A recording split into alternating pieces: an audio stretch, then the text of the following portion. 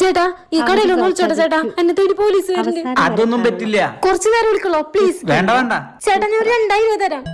2000 ചുമ്മാ കിട്ടുന്നതല്ലേ. ആ അവിടെ പോയി വിളിച്ചോ, അതിന്റെ ഉള്ളില്. ഈ കടയിലത്തെ ആളാണോ? ആ നമസ്കാരം മാഡം. ഇതുവഴി ഒരു പെൺകുട്ടി ഓടിപ്പോയോ?